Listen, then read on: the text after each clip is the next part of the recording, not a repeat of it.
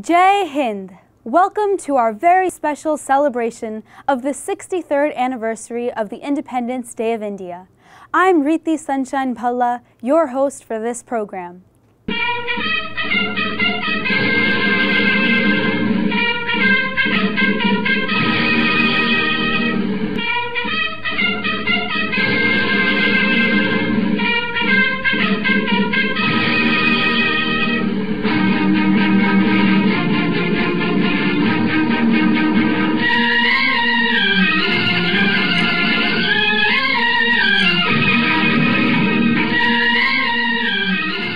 The independence of India was achieved through the sacrifices and struggles of numerous freedom fighters, including Mangal Pandey, Jhansi Ki Rani, Bhagat Singh, Subhash Chandra Bose, Lala Lajpat Rai, and countless others who laid down their lives for India's freedom. But today, we will pay homage to the brightest jewel amongst them all, a man who shook the world in his own gentle way and led India to freedom, the father of the nation, Mahatma Gandhi. We are really proud that we will be joined in this celebration by governors of 5 states, senators and congressmen from 3 states, as well as India's ambassador to the U.S. from Washington, D.C. And ladies and gentlemen, it is our greatest honor that the former President of India, His Excellency Dr. Abdul Kalam, will also be joining us from New Delhi. But first, the story of Mahatma Gandhi. Mahatma Gandhi was a man of divine mission who laid down his life for the reconciliation of all men in brotherhood and love. He became enshrined in millions and millions of hearts and shone like a beacon for the whole world. He developed the idea of satyagraha, a philosophy and practice of nonviolent resistance. This nonviolent soldier of freedom won independence for India without any guns, rifles, or atom bombs. His only weapon was his patience and nonviolence. He raised the conscience of the world without raising his voice. He was the architect of India's independence movement, and his ideals and sacrifices paved the way to ending a 100-year struggle against British rule. सुनो सुनो ऐ दुनिया वालों बापू की ये अमर कहानी वो बापू जो पूज है इतना जितना गंगा माँ का पानी सुनो सुनो ऐ दुनिया वालों बापू की ये अमर कहानी. We'll come back to Bapu Ki Amar Kahani, but first I would like to invite my first guest on our program. He was one of the 300 exclusive guests at President Obama's historic state dinner with Prime Minister Manmohan Singh last November. Ladies and gentlemen, we are delighted that Pennsylvania Governor Ed Rendell is joining us today in our celebration of India's independence. Governor, welcome to our program. It's my pleasure, Riti. I'm honored to be here and to be part of this celebration. As mayor, I never missed one of these. So happy Independence Day to you and all of your viewers across Pennsylvania and the nation. And I thought it was very fitting and appropriate that I was at that dinner because as mayor and as governor, I've continued to have a great relationship with Pennsylvania's Indian American community. Well, I am absolutely proud that Pennsylvania is the only state that has trade representatives and investment representatives in India. And it's paying off big time for Pennsylvania because India is an emerging economy. And my belief is that in the next 10 to 25 years, India will be one of the top 3 or 4 economies in the world. So once again, Riti, happy Independence Day to you and all of our viewers. Jai Hind! सुनो सुनो ऐ दुनिया वालों बापू की ये अमर कहानी. Born as Mohandas Karamchand Gandhi, he came to be known as Mahatma, or Great Soul. He is also often referred to as Bapu, or Father. At a young age, Gandhi absorbed the influences that would play an important role in his adult life, including compassion for living beings, vegetarianism, fasting for self-purification or protest, and mutual tolerance between individuals of different creeds. वो बापू जो पूज है इतना जितना गंगा माँ का पानी. You're watching the Riti Bhalla Special, and we are celebrating the 63rd anniversary of the Independence Day of India. I would now like to invite my next guest, Massachusetts Governor Deval Patrick, to share his thoughts about our independence celebration and the legacy of Mahatma Gandhi. Governor Patrick, welcome to our program and thank you for joining us.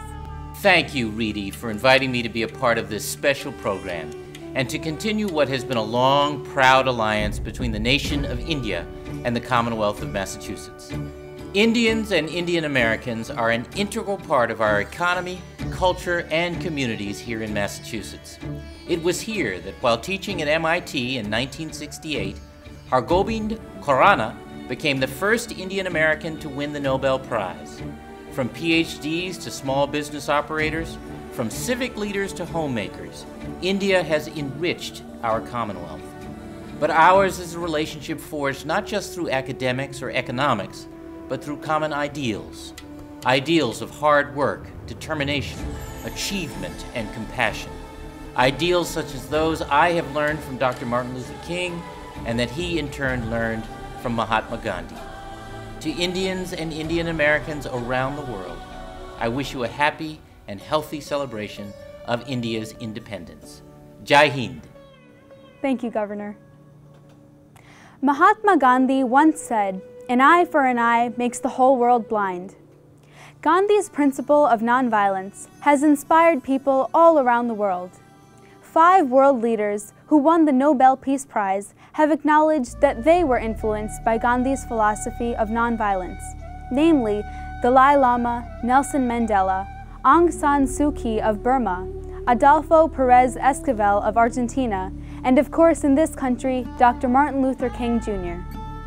I came to Gandhi in the same setting in theological seminary days. I had heard of Gandhi, but I remembered hearing a message by the president of Howard University, Dr. Mordecai Johnson, who had just returned from India. He spoke in Philadelphia on his trip to India and the whole philosophy of Gandhi and passive nonviolent resistance. Now, I was so deeply moved by the message that I went away and bought several books on the Gandhian, on Gandhi and Gandhian technique. And at that point, I became deeply influenced by Gandhi. Last year, at a high school in Arlington, Virginia, President Obama was asked which person, dead or alive, he would like to dine with. And the president said, I think that it might be Gandhi, who is a real hero of mine. He's somebody who I find a lot of inspiration in. He inspired Dr. King, so if it hadn't been for the nonviolent movement in India, you might not have seen the same nonviolent movement for civil rights here in the United States. Virginia Governor Bob McDonnell is very close to the Indian American community and is soon planning a trade mission to India. He has attended several events at the India Community Center in Richmond, including India's Republic Day celebrations. We are honored that Governor McDonnell is joining us today in our celebration of India's Independence Day. Governor, welcome to our program. Thank you, Riti, for your kind words of introduction. It's a pleasure to be with you today. I'm just sorry that I can't be there in person. First of all, congratulations to the great nation of India, its citizens, and the Indian American community in the United States on this 63rd anniversary of India's independence. I want to help strengthen the bond between our two great nations. The relationship between India and the U.S. is a valued one, and we must do all we can to protect it and enhance it. India has an enduring democracy with a constitution based on liberty, justice, and equality, the very same principles in our American Constitution. India has one of the fastest growing economies in the world, with a growing presence on the global stage. I look forward to my trip to India next year to open a Virginia trade office and to grow our friendship. Riti, thank you for inviting me to be part of your program, and I wish all your viewers in Virginia and across the United States a very happy Independence Day. Jai Hind, Jai Hind. Thank you, Governor. Ladies and gentlemen, that was Governor Bob McDonnell from Virginia. सुनो सुनो ऐ दुनिया वालों बापू की ये अमर कहानी. Mahatma Gandhi was a very light-hearted person. Jawaharlal Nehru once said, "Mahatma Gandhi's smile is delightful, his laughter is infectious, and he radiates lightheartedness. There's something childlike about him which radiates charm.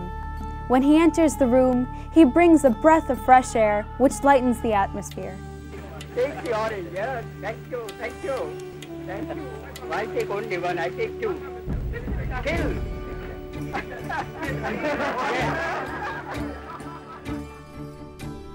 All the public officials joining us in this program are committed to strengthening the bilateral ties between India and the U.S. But if we were to single out one person who has championed the cause of bringing the world's two largest democracies closer together, the name of Texas Senator John Cornyn, without a question, comes to the forefront. He is the founder of the Senate India Caucus, and today he is appearing on the Riti Bhalla Special for the third time since 2008. Senator, welcome back, and thank you for joining us once again. It's my pleasure, Riti. Thank you for having me. It's great to be back. I want to congratulate Indian Americans across Texas and the nation as they mark this joyous occasion. In recent years, the relationship between the United States, the world's oldest democracy, and India, the world's largest democracy, has grown by leaps and bounds. The two nations share a clear commitment to freedom and democracy, which has formed a strong basis for our friendship. The Senate India Caucus, which I was proud to found and co-chair, plays a role in making sure this relationship continues to flourish and reach its full potential. This week I'll introduce a resolution in the U.S. Senate commemorating India's Independence Day, helping to mark this important occasion alongside the 2 million Indian Americans in this country, including more than 200,000 in my home state of Texas. Again, my sincere congratulations to all your viewers as you celebrate yet another year of India's independence. Jai Hind. Thank you, Senator. Thank you. That was the United States Senator from Texas, the Honorable John Cornyn. My next guest is a member of the Senate India Caucus and a great supporter of India and Indian Americans on Capitol Hill. He has never missed appearing on this program since 2006, and once again I am proud to welcome Senator Bob Menendez to our celebration of the Independence Day of India. Senator, it's great to see you again. Welcome back. Thank you, Rita. It's great to be with you again. Let me first say to all of your viewers in New Jersey and around the world, victory to India, and may it long live in the freedom and independence it has. This year, as we celebrate India's independence, we recall the immortal and prophetic words of Nehru on that first Independence Day in 1947. On that first Independence Day, he said, "At the stroke of the midnight hour, when the world sleeps, India will awake to life and freedom. A moment comes, which comes but rarely in history, when we step out from the old to the new.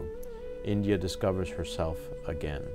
And we remember those prophetic words because since then India has truly discovered itself, not only as the world's largest democracy, but now as an emerging economic power with a vast potential for greatness. And thank you for inviting me. I wouldn't miss it. And I really wish you and everyone watching the very best for Independence Day of the year 2010. We are celebrating the Independence Day of India and also paying homage to the leader of the independence movement, Mahatma Gandhi. Albert Einstein once said, "We are all happy and grateful that destiny gifted us with such an enlightened contemporary, a role model for the generations to come. And generations to come will scarce believe that such a man as this walked the earth in flesh and blood." Einstein also said, "I believe that Gandhi's views were the most enlightened of all the political men in our time. We should strive to do things in his spirit, not to use violence in fighting for our cause, but by non-participation in anything you believe is evil."